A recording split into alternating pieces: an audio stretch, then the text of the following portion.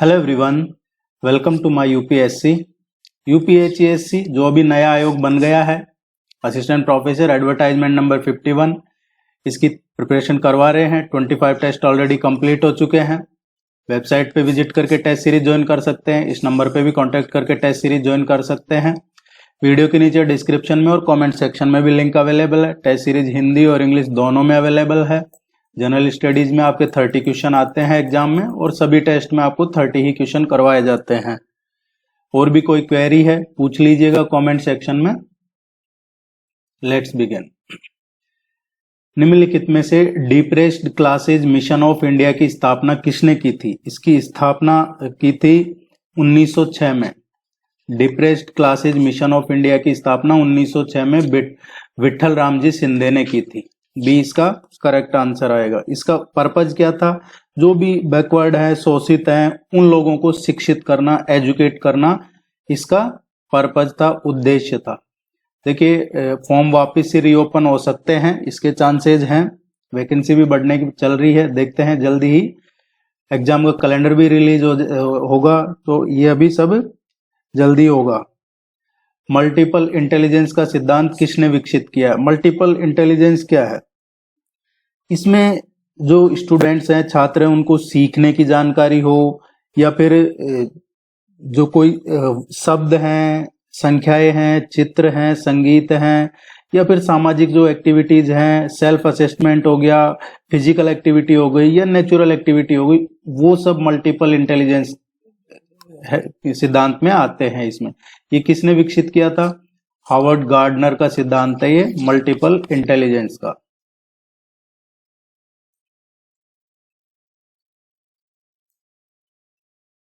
जोंक, इब, औंग और तेल किस नदी की सहायक नदियां है? देखिए, शिवनाथ, मंद, इब, औंग, जोंक, तेलन, ये सभी महानदी की सहायक नदी है, महानदी की ट्रिब्यूटरीज हैं।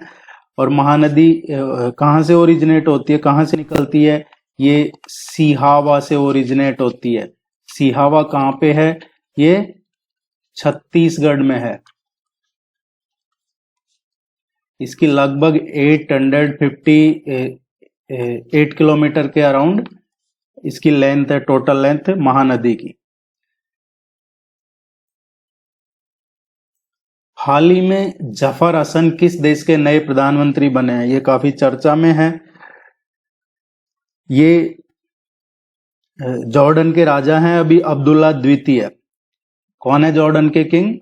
अब्दुल्ला द्वितीय है। उन्होंने इनको नया प्रधानमंत्री बनाया, जाफर हसन को। जाफर हसन से पहले कौन थे? विशार खसावने। विशार खसावने इससे पहले प्रधानमंत्री थे। अभी जाफर हसन को नया प्राइम मिनिस्टर बनाया है जॉर्डन का।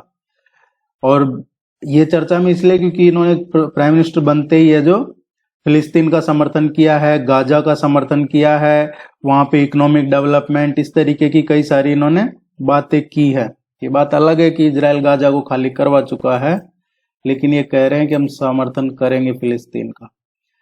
भारतीय संविधान में समवर्ती सूची का प्रावधान किस देश के संविधान से लिया है? कॉन्करेंट लिस्ट की बात हो रही है। एक होती है यूनियन लिस्ट, एक होती है स्टेट लिस्ट, और एक है ये कॉन्करेंट लिस्ट। केंद्र सूची, राज्य सूची और ये समवर्ती सूची, जिसमें दोनों कानून बना सकते हैं, राज्य और केंद्र दोनों। ये समवर्ती सूची आती है 7th schedule of the Indian constitution, जो 7वीं अनुसूची है भारतीय संविधान में, समवर्ती सूची, उसमें ये आते हैं 7th शेड्यूल में।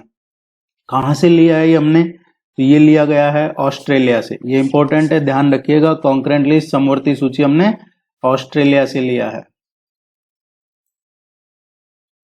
भारतीय चाय बोर्ड का मुख्यालय किस स्थान पर है? एक क्वेश्चन 100% आपके एग्जाम में आता है हेडक्वार्टर्स को लेके। किसी भी का हेडक्वार्टर जो इंपॉर्टेंट चीज है, बोर्ड हैं उनके, चाहे वो फॉरेस्ट रिसर्च हो, टी बोर्ड हो, इस तरीके के हम टेस्ट में ये सब कवर करवा देंगे अच्छे से आपको, आप निश्चिंत रहिए। इस तरीके के क्वेश्चन पूरे टेस्ट सीरीज से ही कवर होते हैं। पहले कई सालों से हम इसकी तैयारी करवा रहे हैं, तो पेपर का पता है। और अगर आप सिर्फ प्रैक्टिस टेस्ट सीरीज भी करते हैं तो भी आपको कोई बुक वगैरह की जरूरत नहीं है।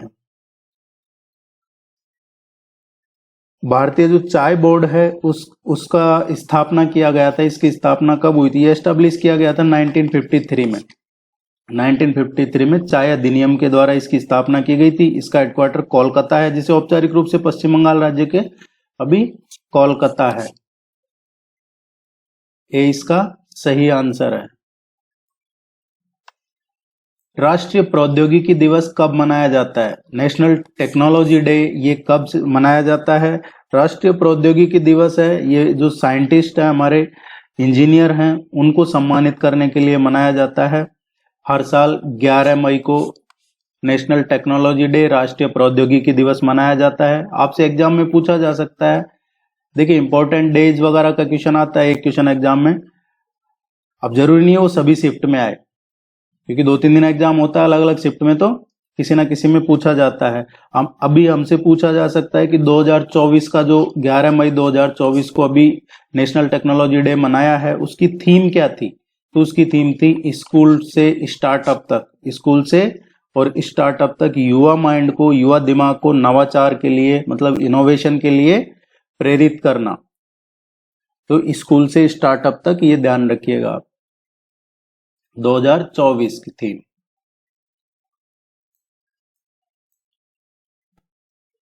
इसमें लिस्ट फर्स्ट को लिस्ट सेकंड से मैच करना है। आर्टिकल 40 है, अनुच्छेद 40, ये ऑर्गेनाइजेशन ऑफ विलेज पंचायत, ग्राम पंचायत का गठन, ग्राम पंचायत का संगठन, ये बिल्कुल सही है। आर्टिकल 41 है राइट टू वर्क, काम करने का अधिकार, ये भी सही है। आर्टिकल 44 है समान नागरिक संहिता, यूनिफॉर्म सिविल कोड, ये भी सही है। आर्टिकल 48 है एग्रीकल्चर और पशुपालन का गठन, ये भी सही है। इनको जरूर पढ़िएगा, ये करवाए जा चुके हैं सभी। इसका जो करेक्ट आंसर आएगा फर्स्ट आएगा।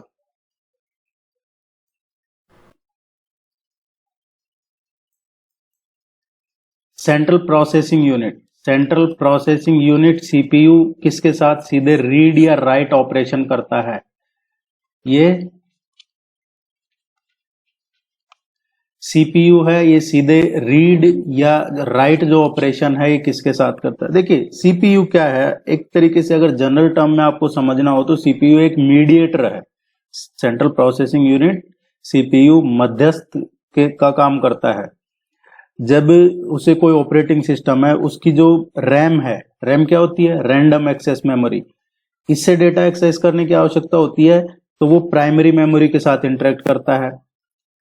जबकि जो रीड ओनली मेमोरी है, जो परमानेंट मेमोरी है, वह आमतौर पे वो एक दीर्घकालीन डेटा स्टोरेज के लिए बनाई जाती है, रोम। जबकि रैम है, ये इसकी आवश्यकता होती है इसको डेटा एक्सेस करने के लिए प्राइमरी मेमोरी से। तो ये सीधा रीड और राइट ऑपरेशन किसके साथ करता है? रैम के साथ।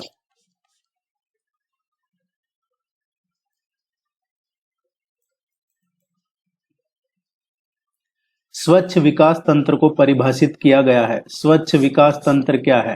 Clean development mechanism. Clean development mechanism है, इसको परिभाषित किसमें किया गया है? ये क्योटो प्रोटोकॉल में क्लीन डेवलपमेंट मैकेनिज्म, स्वच्छ विकास तंत्र को परिभाषित किया गया है। ये क्या करता है?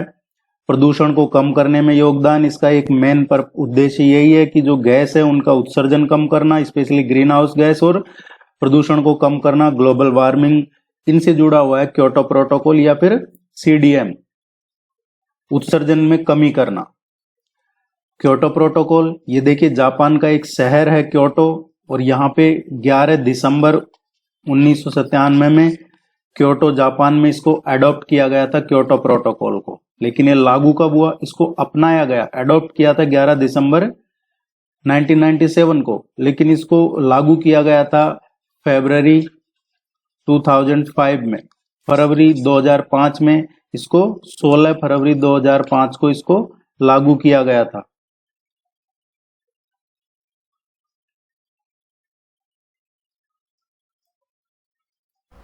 दूर संचार के लिए वायुमंडल की किस परत का उपयोग किया जाता है? जो लेयर है वायुमंडल की, कौन सी लेयर परत है, उसका यूज किया जाता है किसके लिए? टेलीकम्युनिकेशन के लिए, दूर संचार के लिए। देखिए अगर आपसे क्वेश्चन पूछा जाता है कि मौसम के लिए कौन सी परत का यूज लिया जाता है, मौसम से संबंधित एक्टिविटीज के लिए, वेदर एक्टिविटीज के लिए जो यूजली परत का उपयोग होता है वो क्षोभ मंडल का होता है, लेकिन दूर संचार के लिए जो यूज लिया जाता है वो आयन मंडल का यूज लिया जाता है। किसका? आयन मंडल का यूज लिया जाता है।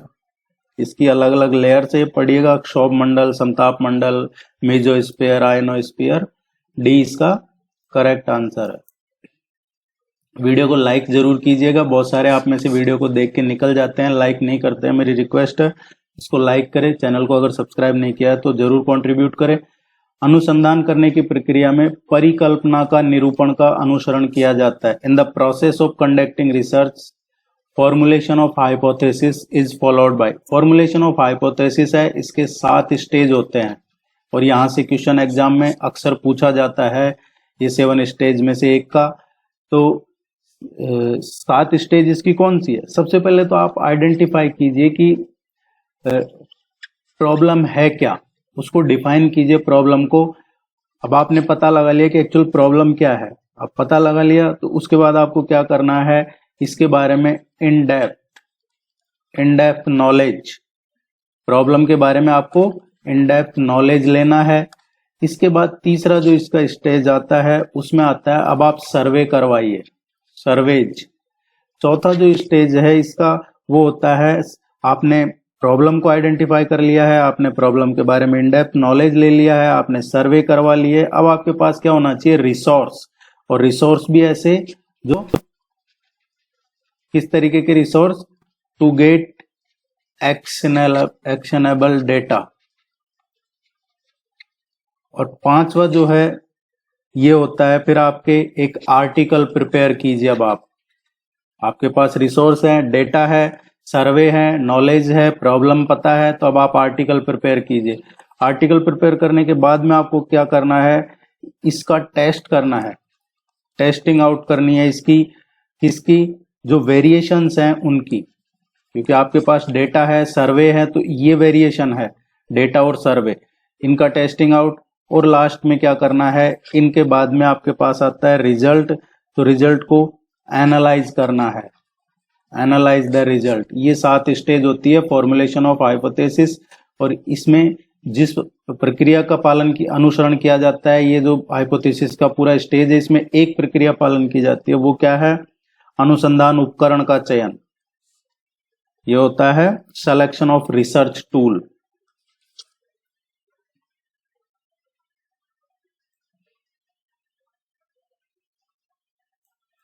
निम्न में से कौन सा एक उत्तम परीक्षण की विशेषताओं से संबंधित है? उत्तम परीक्षण मतलब उत्तम हो गया एक बेस्ट क्वालिटी जिसको कहते हैं। अब अगर आप बेस्ट क्वालिटी देख रहे हैं तो उसके लिए काफी चीजें सक्षम होनी चाहिए, बेस्ट होनी चाहिए। मतलब एक तरीके से आप काफी अच्छी परीक्षा ले रहे हैं, उसमें वैधता होनी चाहिए, विश्वसनीयता होनी चाहिए, या फिर उसको कहें उसकी वस्तुनिष्ठता क्या है, या फिर उपयोगिता क्या है, ये चीजें होनी चाहिए। विश्वसनीयता उत्तम परीक्षण की विशेषता है, वैधता है ये भी एक उत्तम परीक्षण की विशेषता है, वस्तुनिष्ठता, उपयोगिता ये एक आप उत्तम परीक्षण करते हैं उसकी विशेषता है।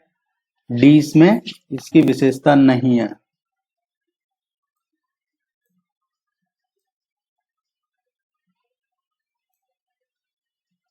लिस्ट फर्स्ट को लिस्ट सेकंड से मैच करना है। कैरेक्टर एंड किसकी फिलॉसफी क्या है? तो टैगोर की फिलॉसफी क्या है? टैगोर की फिलॉसफी है child is more important than all kinds of books. All kinds of book से child is more important than all kinds of book, ये टैगोर की फिलॉसफी है। विवेकानंदा की फिलॉसफी क्या है? विवेकानंदा की फिलॉसफी है yoga as a method of education. Mahatma Gandhi की क्या है? महात्मा गांधी की है हार्मोनियस डेवलपमेंट ऑफ पर्सनालिटी। और बुद्धिज्म क्या है? Buddhism is all about karma, the doctrine of Karma.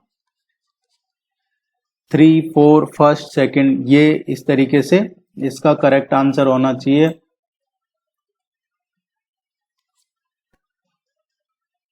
सभी टेस्ट में 30 क्वेश्चन करवाए जाते हैं, आपको आपके सिलेबस के अकॉर्डिंग करवाए जाते हैं।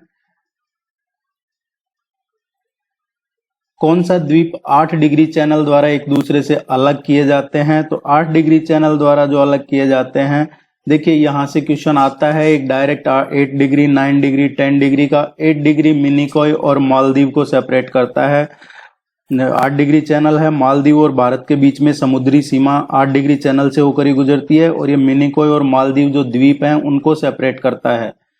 9 डिग्री की बात करें अगर हम, तो 9 डिग्री क्या करता है, ये मिनिकॉय को मुख्य जो लक्षद्वीप द्वीप समूह है उससे अलग करता है।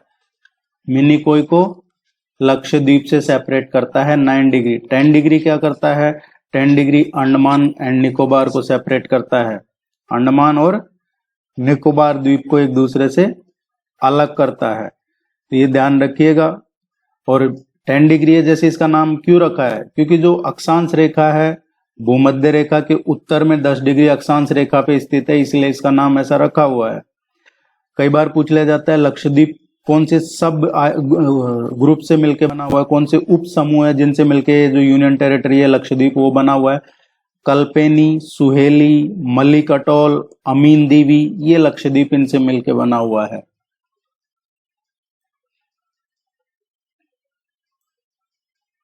भारत के संविधान के भाग 4 का अनुच्छेद 43 भी किससे संबंधित है? इंडियन कॉन्स्टिट्यूशन में पार्ट 4 है, directive principle of state policy, नीति निर्देशक सिद्धांत, नीति निर्देशक तत्व, उसका आर्टिकल है 43B। 43B बात करता है कोऑपरेटिव सोसाइटीज की। किसकी? Cooperative society.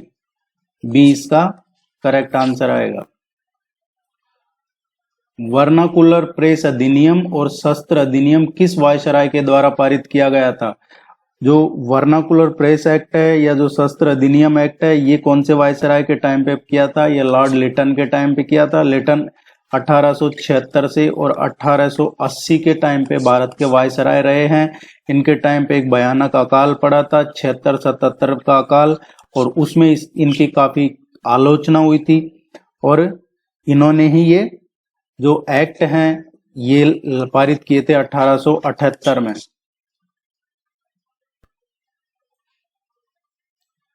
कौन सी कमेटी बीमा सुधार से संबंधित है? बीमा सुधार से संबंधित कमेटी है, ये है दिस वन, मल्होत्रा कमेटी। ये बीमा सुधार से संबंधित है। इसी कमेटी की सिफारिश के आधार पे 1999 में IRDA जो इंश्योरेंस रेगुलेटरी है इसको बनाया गया था। बीमा नियामक और विकास प्राधिकरण ये मल्होत्रा समिति की रिकमेंडेशन के आधार पे ही बनाया गया था। निम्नलिखित में से कौन सी पृथ्वी के वातावरण में पाए जाने वाली ग्रीन हाउस गैस नहीं है? ग्रीन हाउस गैस कौन सी नहीं है? तो देखिए ग्रीन हाउस गैस है carbon dioxide, green house gas है मीथेन है, ये भी ग्रीन हाउस गैस है। इसके अलावा बात करें जलवाष्प है, ये भी ग्रीन हाउस गैस है। नाइट्रस ऑक्साइड को ले सकते हैं आप, ओजोन को ले सकते हैं, ये सब ग्रीन हाउस गैस है। नाइट्रोजन ऑक्साइड है, ये डायरेक्टली ग्रीन हाउस गैस नहीं है, हालांकि ओजोन को बनाने में, ओजोन के नरमन में सहायता हेल्प करता है नाइट्रस ऑक्साइड, लेकिन ये डायरेक्ट रूप से प्रत्यक्षली ग्रीन हाउस गैस नहीं है। डी इसका करेक्ट आंसर आएगा।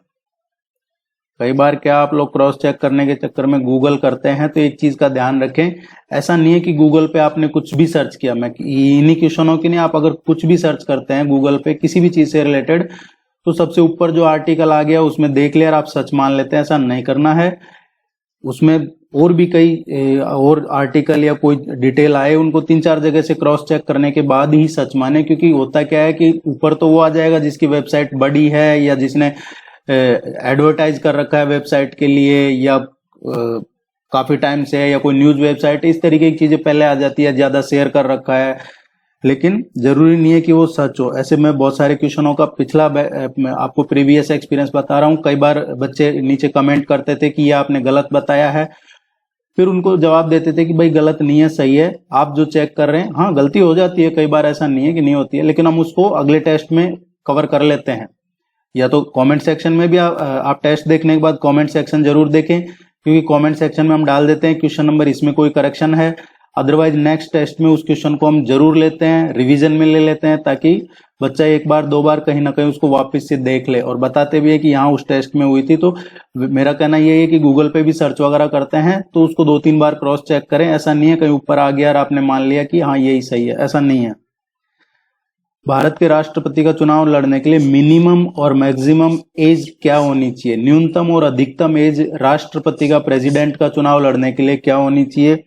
राष्ट्रपति का चुनाव लड़ने के लिए एक तो वो भारत का नागरिक होना चाहिए, 35 ईयर की एज कंप्लीट होनी चाहिए और वो लोअर हाउस का सदस्य बनने की योग्यता रखता हो। लोअर हाउस क्या है? लोकसभा। अपर हाउस क्या है? राज्यसभा। तो अपर एज लिमिट राष्ट्रपति के लिए नहीं है। मिनिमम एज क्राइटेरिया है 35 ईयर का, अपर एज का कोई क्राइटेरिया नहीं है।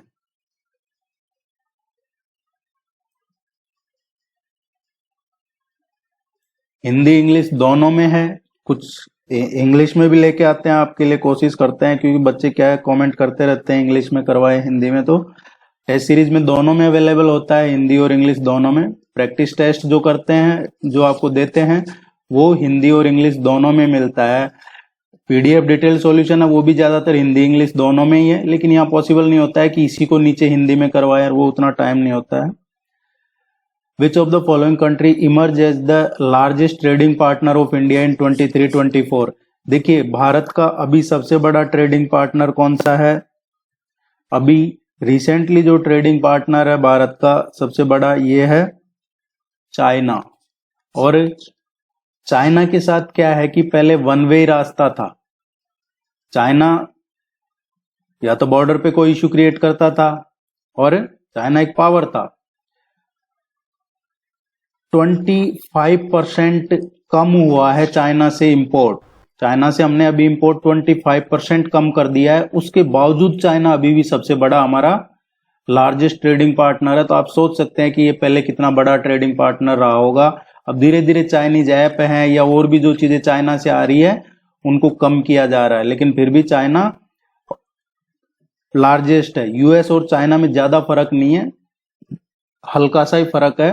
और इसको अपडेट रहिएगा, हो सकता है आने वाले टाइम में यूएस इसको आगे निकल जाए। Which of the following hills connect eastern and western Ghat? पूर्वी और पश्चिमी घाट को कौन सा ये जंक्शन पॉइंट है, कौन सा हिल है, ये कनेक्ट करता है?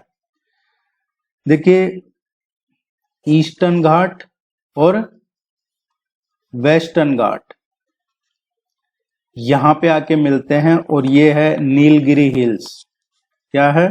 नीलगिरी हिल्स है। ईस्टर्न घाट है, इसके बारे में कई बार पूछ लिया जाता है, तो ये आपको ध्यान रखना है, ये डिसकंटिन्यूअस है। ओहो उल्टा लिख दिया, ईस्टर्न इधर है और वेस्टर्न इधर है। डिसकंटिन्यूअस है। ईस्टर्न घाट की बात कर रहे हैं तो जो ईस्टर्न घाट है ये क्या है? डिसकंटिन्यू है। इतना आपको ध्यान रखना है, ईस्टर्न घाट डिसकंटिन्यू रेंज है, माउंटेन रेंज जो इसकी है वो डिसकंटिन्यू है। वेस्टर्न घाट है, वेस्टर्न घाट को क्या बोलते हैं? सह्याद्री। सह्याद्री भी बोलते हैं इसको। और ये जो वेस्टर्न कोस्ट है उसके पैरेलल में ये रन करता है, वेस्टर्न घाट है जो, ये ध्यान रखिएगा। ईस्टर्न घाट और वेस्टर्न घाट नीलगिरी इनका मीटिंग पॉइंट है।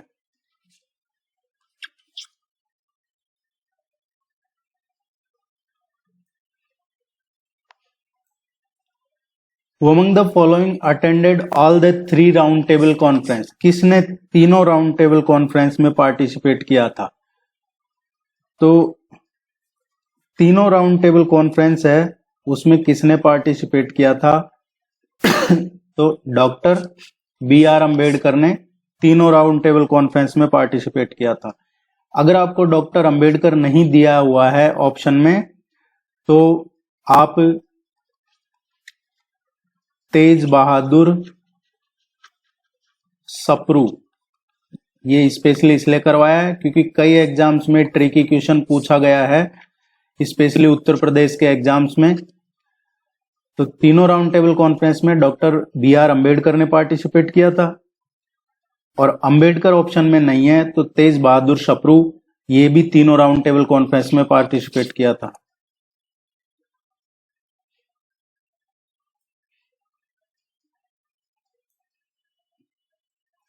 Integrated ocean energy Atlas seen in recently was launched by. इस तरीके के क्वेश्चन है, इनको कहते हैं surprise question.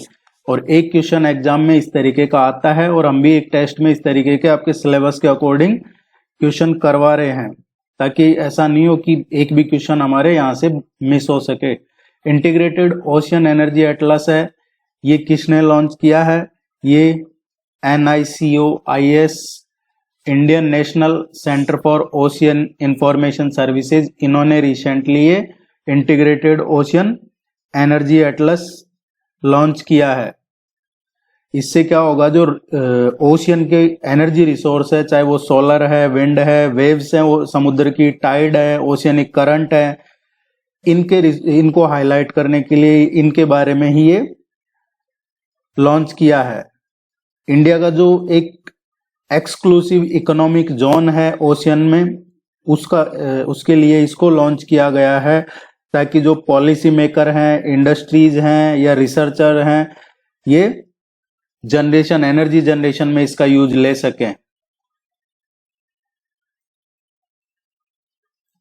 The Poona pact of 1932 primarily focused on which of the following issue. Poona pact 1932 में हुआ था। एक तो ये ध्यान रखना आपको, पूना पैक्ट किस किस के बीच में हुआ था। पूना पैक्ट ये इसमें लगभग 23-24 पीपुल थे और मदन मोहन मालवीय ने साइन किए थे इसमें on behalf of Hindu and Gandhi. तो कई बार आपको क्वेश्चन में ऑप्शन मिलता है कि Poona pact BR Ambedkar and Mahatma Gandhi, तो वो भी सही है। लेकिन अगर गांधी नहीं है ऑप्शन में और अगर आपको दे रखा है मदन मोहन मालवीय, तो भी आप सही कर सकते हैं, क्योंकि गांधी की तरफ से मदन मोहन मालवीय ने इसको रिप्रेजेंट किया था। इसमें साइन किए थे मदन मोहन मालवीय और BR अंबेडकर। और ये क्या था इश्यू? ये था reservation of electoral seats for depress classes in legislature of British India. Depress classes के लिए electoral reservation for electoral seats. अभी भी यही जो चल रहा है, कास्ट सेंसस होना चाहिए जिसका जितना है, ये सब फालतू की चीजें, राजनीति है। Consider the following statement about exercise Al Najah question exercise का भी अक्सर देखने को मिलता है, और ना सिर्फ एक बल्कि दो शिफ्ट में ये पूछा गया है एक्सरसाइज से, युद्ध अभ्यास का क्वेश्चन हमारे एग्जाम में। तो ये एक जॉइंट मिलिट्री एक्सरसाइज है इंडिया और ओमान के बीच में, ये सही है। It is a joint military exercise between India and Oman. कौन सा? Exercise Al the exercise scheduled to be held at Taragarh fort, India. देखिए, ये अभी का है, तो अभी जो ये एक्सरसाइज हो रही है ये ओमान में हो रही है। कहां पे हो रही है? ओमान में है, सलालाह में। कहां पे? सलालाह है ओमान में। और ये सलालाह में क्या है? यहाँ पे एक प्रशिक्षण केंद्र है रबकूट। रबकूट है सलालाह में और सलालाह है ओमान में। यहाँ पे इंडिया और ओमान के बीच में ये जॉइंट मिलिट्री एक्सरसाइज हो रही है। कब से शुरू हुई थी ये 2015 से चल रही है और 2 साल में एक बार होती है। ये इंपॉर्टेंट चीजें हैं, ध्यान रखिएगा। 2 साल में एक बार होती है ये। और अभी जो हो रहा है 2024 में, ये इसका 5वां एडिशन है। कौन सा है? 5वां एडिशन है। 13 से 26 सितंबर 2024 तक ये आयोजित होना है इसका।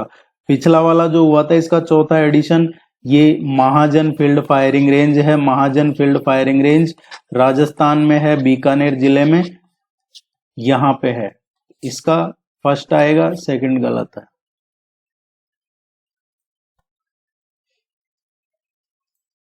विच country won the men's Asian hockey champions trophy 2024? अभी रिसेंटली चाइना को हरा के और ये एशियन हॉकी चैंपियंस ट्रॉफी जीती है। ये काफी वायरल भी हुआ है। इसमें जो पाकिस्तानी खिलाड़ी हैं वो चाइनीज झंडा लेकर चाइना को सपोर्ट कर रहे हैं। ये चैंपियंस ट्रॉफी इंडिया ने जीता है।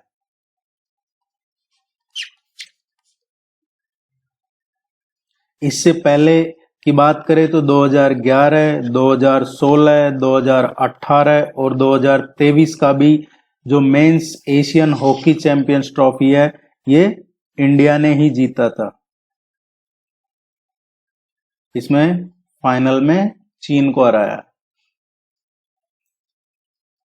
Recently who has been appointed as the director general of SSB, Sashastra Seema बल के अभी डीजी किनको बनाया है एसएसबी में? तो ये बनाया है अमृत मोहन प्रसाद। ये अगर अभी तो चेंज नहीं होगा, आपके एग्जाम होगी जब तक तो, और अगर कुछ होता है तो आपको अपडेट करवा देते हैं हम। Recently which country become a new member of BRICS new development bank? अभी हाल ही में कौन सा देश BRICS new development bank NDB का मेंबर बना है? ये अभी रिसेंटली सितंबर 2024 में ही अल्जीरिया ब्रिक्स डेवलपमेंट बैंक, ये ब्रिक्स न्यू डेवलपमेंट बैंक है, इसका मेंबर बना है। ब्रिक्स ये न्यू डेवलपमेंट बैंक है, किसने एस्टेब्लिश किया था? Brazil, Russia, India, China and south Africa. Brazil, Russia, India, China and south Africa, ये ही ब्रिक्स है। अब ये ब्रिक्स का समिट है, इसका पिछले टेस्ट में करवाया था आपको कि ये अभी कजान में हो रहा है, रशिया में अभी रिसेंट समिट, और अब इसमें काफी देशों के जुड़ने की संभावना है। आगे इसमें काफी देश ऐड किए जा सकते हैं और आगे आपको देखने को मिल सकता है कि जो डॉलर है उसको कंपटीशन दे ब्रिक्स की जो करेंसी है वो, यही इसका मेन पर्पज है। ए सही आंसर है। वीडियो को लाइक कीजिएगा, चैनल को सब्सक्राइब कर लीजिएगा, कोई भी क्वेरी है कमेंट सेक्शन में पूछ लीजिएगा, टेस्ट सीरीज ज्वाइन कर लीजिए। Thank you very much, all the very best, good luck.